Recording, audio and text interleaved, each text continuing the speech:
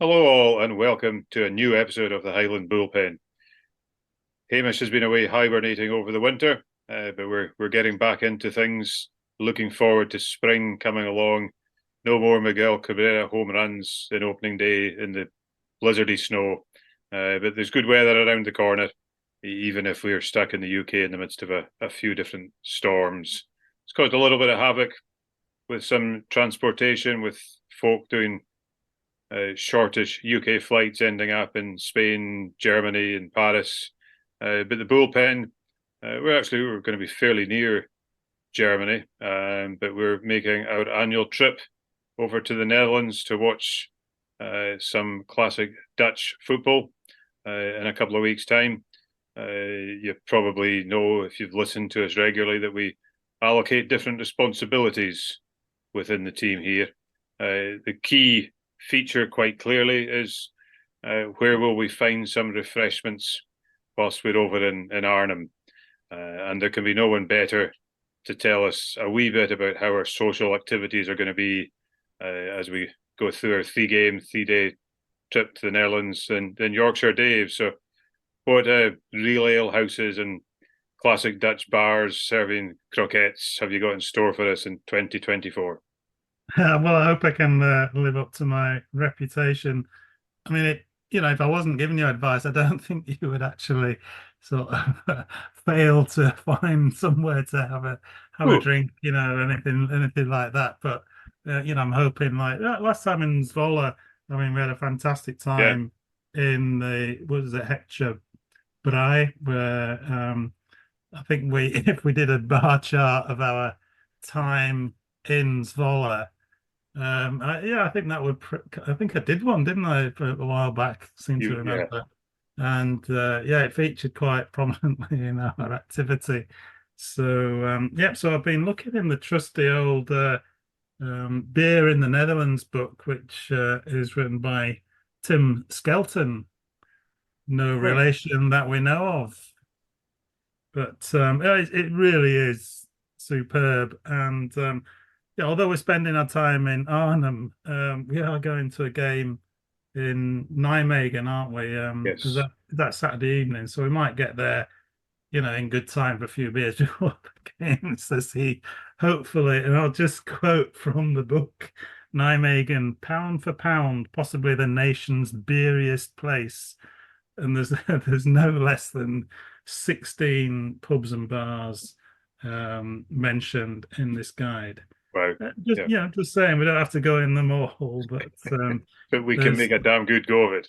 there's a couple that we sort of need to make a beeline for. The Blauer Hand. Sorry, it's a wrong color of hand for you guys. It's the blue hand. But I'm doing the best I can. And there's Arnhem itself, where we will obviously be. That's our 2 nights.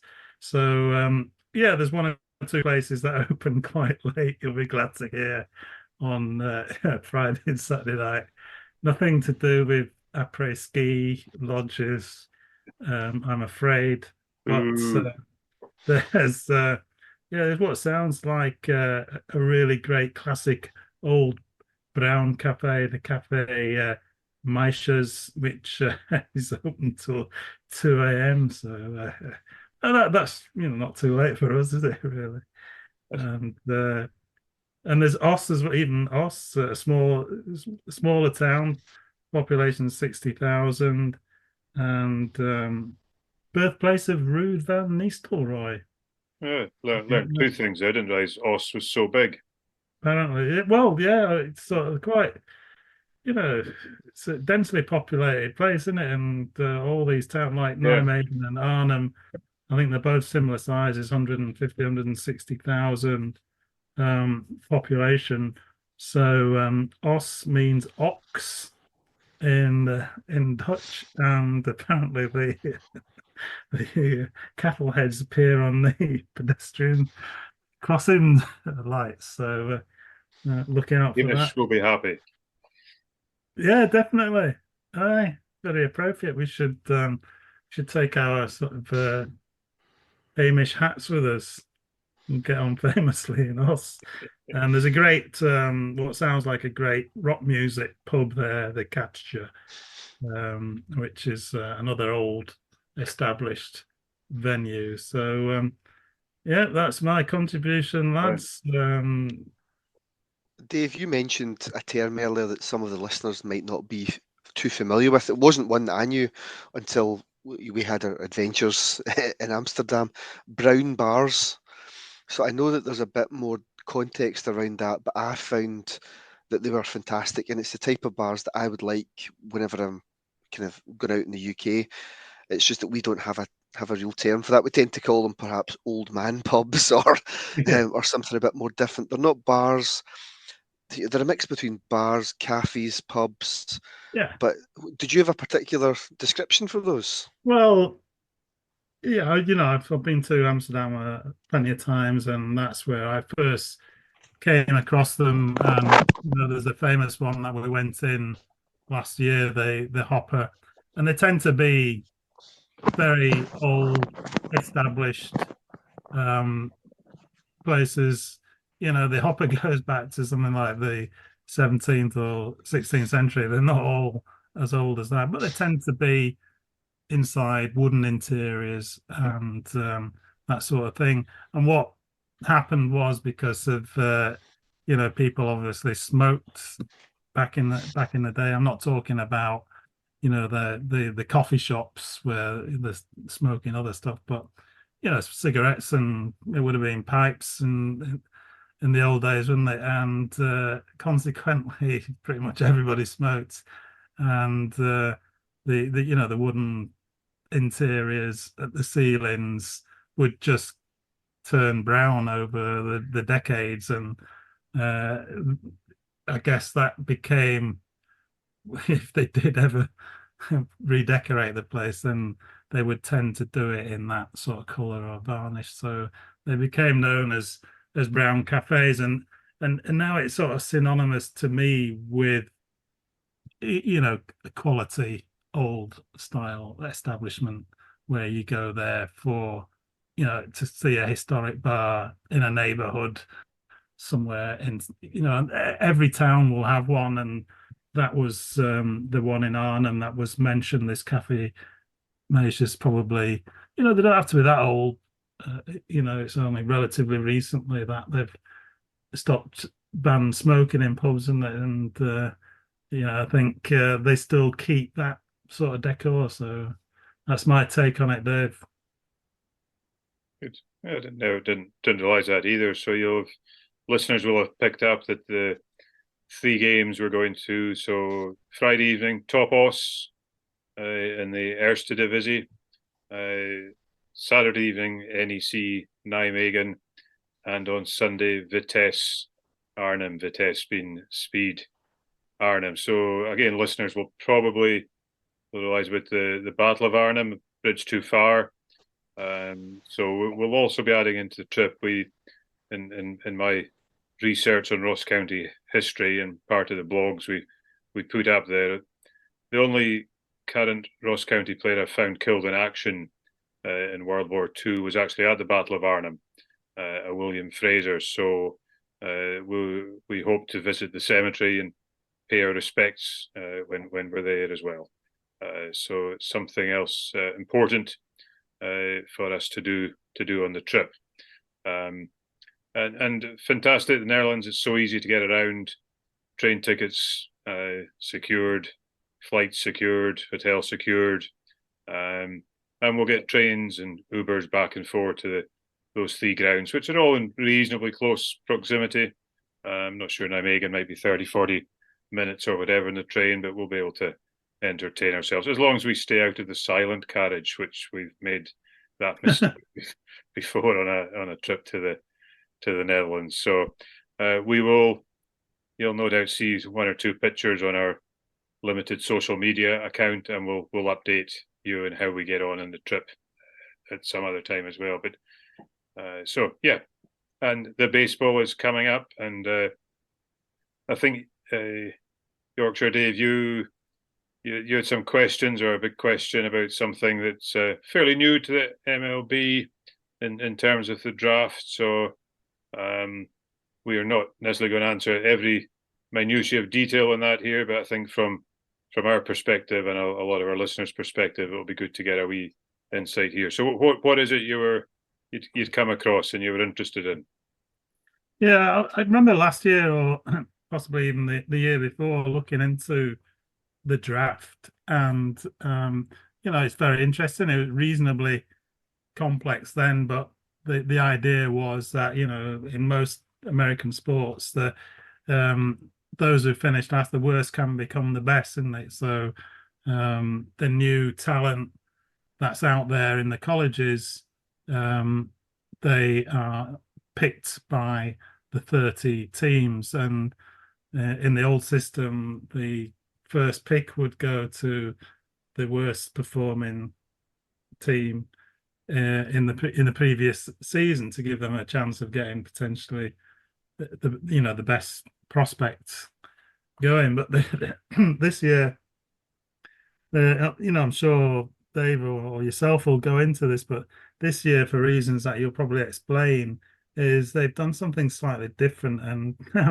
it's sort of the word I'll use is Byzantine for its complexity. It's just I couldn't really quite get my head around how it was going, but they've introduced a lottery element to it, so that the first 6 picks will not necessarily be decided by the worst teams, but they will introduce an element of luck to the proceedings, like not a gamble exactly, but like a draw or a lottery. And so if you were last season, you wouldn't necessarily get first pick. So yeah, maybe you could put me straight on that, Dave. Yeah, absolutely. It's interesting. Good word usage. Always like when you help expand my vocabulary with Byzantine. I remember I had a 2-week course of it once from the doctors. It worked wonders. Yeah. It was good. It was good. So if you excuse me, and I know that you will know this, Alan knows this, most of, if not all of our listeners will know this, but it's good to cover things off for new listeners to the podcast, one of which my friend Andrew downloaded it recently, so it's just a wee shout out for him. He's not particularly into baseball, but he started listening to the podcast. Anyway, I'm sure that people will correct me, but hopefully you can forgive me for being a little bit general with where I'm coming from. The MLB draft is a system where the 30 clubs can all take on new players, and Dave mentioned there about colleges, but you can also take players direct from high school as well. So if you think about the UK scene in terms of sports, there's lots of different avenues to make your way in, particularly football. But when it comes to baseball, which we'll focus on, I'm sure it's similar for the other big sports. But in baseball, you will be drafted if you've reached a certain pedigree, and then put into the farm systems, so the youth systems at lower leagues. Kind of think about B teams or under 21s or under 18s amongst football. You'll find that in baseball, and these players then play other players of that level until they're ready to progress their way through the ranks and make their way to the show. So that draft takes place every July, usually, in and around the time of the All-Star game, and it's a big event. If you're one of the top prospects in the country, you might be ready. You might be ready to be drafted. And again, it's unlike football. You don't really get a choice where to go. I'm sure that there's somewhere in the proceedings where you can veto a move, and I think that's been done before. But generally, you're just happy to make the big time and get a contract offer out there. Coming back to Dave's segment of that question, to set an order every year. So you've got hundreds, if not thousands, of young men being ready to be drafted to the MLB every year, and you need an order to make sure that kind of takes place fairly. Otherwise, you're just going to have the big ticket teams out there, the Yankees, the Dodgers, the Red Sox, all these guys with a bigger wage bill being able to take priority. So you need a way to keep the league even. And over the years, what the MLB has done is that if you are the weakest of the 30 teams that take part every year, the following year you would then get the top pick. So the idea of that would be, if you're a weaker team, you can start to add some youth through the ranks and potentially become a better team in the future. Whereas your big market teams may then have to settle for players that aren't as good. Now, it very rarely works out. Guys, kids that are being drafted, you never really know someone's true potential, particularly if they've been coached to a high degree by the teams when they make it. But it's just to give teams and players a chance of what's going to happen. So I think the worst team in baseball last year were the Oakland A's. And historically, what would have happened is they would have had first pick. However, there has been a situation in baseball over the years where if you've got a month, 2 months left to play of the season, and you've got no chance of making the playoffs, teams have took that opportunity to what's called tank. And it just means purposely losing games, or you may sell off some of your better players. And the hopes of that is that over a couple of years, you can actually build up a real strength and depth at youth level. And in 2 or 3 years' time, you've got a cracking team ready to come through. So would that make sense up until this point, guys? I realise that I'm doing a lot of talking. That does make sense. I think I understand tanking. I just sort of think as a fan of my team, even if my team isn't going to win anything, I don't want to see them get beat. So how do fans react to that? I know it's a side issue. I know they're looking for a 20-minute dissertation on it, but yeah, it's an odd one. Yeah, it really is. I think it probably doesn't go down too well, would be the open and honest answer. Yeah. As I said, the A's were the worst team last year. I think they've probably got the worst relationship between fans and management just now, perhaps for other reasons, where the A's are looking to move or are moving to Vegas. I'm never quite sure how that looks just now. But it's not been a good look, and players are aware of that as well. So when the old CBA came up, which happens every couple of years, which is I think it's a combined bargaining agreement, takes place between the players and the union and the MLB and all the owners. This was something where the players wanted to address this and say, Oh, wow. I don't want to be part of a team that's going to tank. Yeah. You should have responsibilities as an owner. People talk about a wage cap, a salary cap for players, but the players also argued there should be a minimum cap as well. Because if you're an owner, they want you to be putting the money in. They don't want you to have a really low budget when you can afford to actually be spending money on players to have a better team. And they felt that a lot of owners were purposefully running with low salary wage rolls, payrolls for years in order to cream money for themselves. Now, I don't know how all the exact finances work, but that seemed to be universally agreed that it's something that is happening or was happening in MLB. So this was a way to try and address that between the players and the organisations themselves. So what they've done this year is they've said that first pick within the draft wouldn't now automatically go to the worst team. There was going to be a lottery system in place, and the 18 teams who did not qualify for the playoffs. So if you think about last year, 12 teams make the playoffs, 18 don't. And the 18 teams, depending on their record, would then be afforded a certain amount of lottery balls. So if you think about the old national lottery, spinning round, if you were one of the poorer teams, you would perhaps have 10 balls in that lottery. Whereas if you were the Mariners, who were the best team that didn't make the playoffs, you might have 1 ball. Does that make sense? So then, if you were looking, I wasn't sure how that works, because I saw a whole lot of stuff about you've got different odds, but that makes how do you put odds into a lottery? But then, why not do it by balls? And you've got 100 balls for 18 teams. So I think it did come out as balls, and I know it's not correct what I'm saying, but it's the right process. If you were one of the worst teams, you had more balls in the lottery, more chances to come out. Whereas if you were the Mariners or the Cubs or the Yankees, you had less balls in the lottery.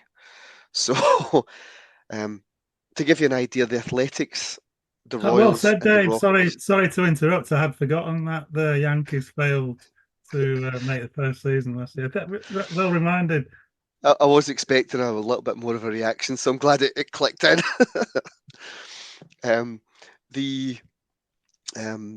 So the odds of getting the #1 pick this year in the draft for the Athletics, the Royals, and the Rockies, who were the worst teams, the chances of them getting the first pick were 18.3%.